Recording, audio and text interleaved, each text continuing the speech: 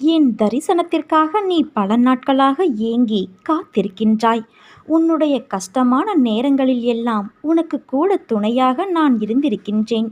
ஆனால் உன்னால் என்னை காண முடியவில்லை. கொஞ்ச நேரம் ஒதுக்கி உன் மனதிலே என்னை தியானித்துப் பார்.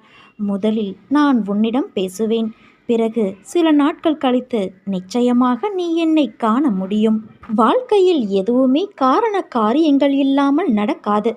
வெட்ட வெளியில் வானில் இறைவனால் அமைக்கப்பட்டுள்ள இந்த உலகங்கள் அனைத்துமே காரண காரியங்களோடு திட்டமிட்டபடி இயங்கி வந்து கொண்டிருக்கிறது. இந்த உலகத்தில் உள்ள ஒவ்வொருவரும் தனித்தனியாக இதுவரை எடுத்த ஒவ்வொரு பிறவியிலும் வாழ்க்கையில் தினம் செய்த, இப்போது செய்து வரும் ஒவ்வொரு வினைக்கும் சமமான எதிர்வினை ஒன்று இந்த பிரபஞ்சத்தில் பதிவாகி அதுவே உரிய காலங்களில் அவர்களுக்கு திரும்ப நடக்கிறது. மேலோட்டமாக பார்த்தால் இன்னார் செய்த